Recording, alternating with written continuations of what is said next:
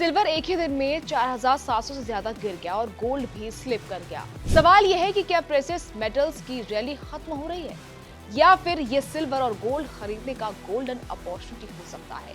Middle east war और US interest rates और global markets के बीच आखिर सिल्वर क्रैश क्यों हुआ, चलिए समझते हैं पूरा game.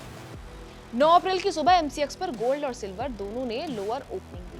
Silver futures for May 2026 delivery करीब 4,785 यानी 2% तक गिरकर 2,35,133 पर केजी पर आ गए।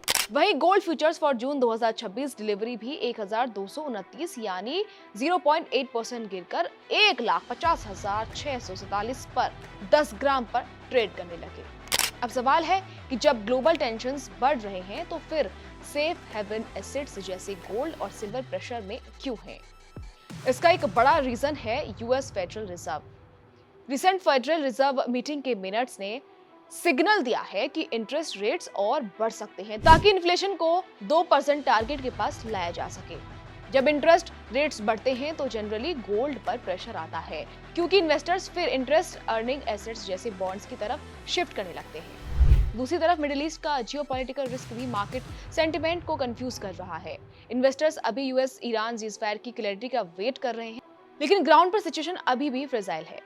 इजराइल के हिजबुल्लाह पर एक्शन, ईरान का रीजनल एनर्जी इंफ्रास्ट्रक्चर पर टारगेटिंग और स्ट्रेट ऑफ हॉर्मुज की अनसर्टेनिटी, ये सब फैक्टर्स ग्लोबल मार्केट्स को कॉशियस बना रहे हैं। रिपोर्ट्स के मुताबिक इजरायली स्ट्राइक्स के बाद स्ट्रेट ऑफ हॉर्मुज से टैंकर मूवमेंट टेम्पररी हॉल्ट हो गया था, जिसने एनर्जी सप्लाई को लेकर टेंशन बढ़ा दिया।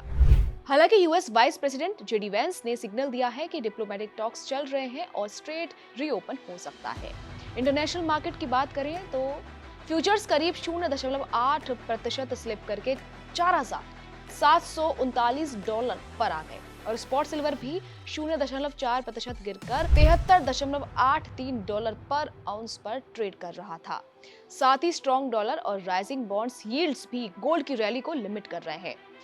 आगे मार्केट किस पर फोकस करेगा, इन्वेस्टर्स अब क्लोजली ट्रैक कर रहे हैं। ये डेटा डिसाइड करेगा कि फेडरल रिजर्व फ्यूचर में इंटरेस्ट रेट्स को किस डायरेक्शन में ले जा सकता है। अगर जियोपॉलिटिकल टेंशन्स और बढ़ते हैं तो गोल्ड फिर सेफ हेवन बन सकता है, लेकिन अगर रेट्स और स्ट्रॉन्ग डॉलर का प्रेशर रहा तो प्रेशियस मेटल्स की रैली शॉर्ट टर्म में लिमिटेड भी हो सकती है। इसलिए अब बड़ा सवाल ये है कि सिल्वर का ये डिप सिर्फ टेम्पररी है या फिर इन्वेस्टर्स के लिए एक बड़ा बाइंग अपॉर्चुनिटी। आपको क्या लगता है, कमेंट्स में मेंशन करें।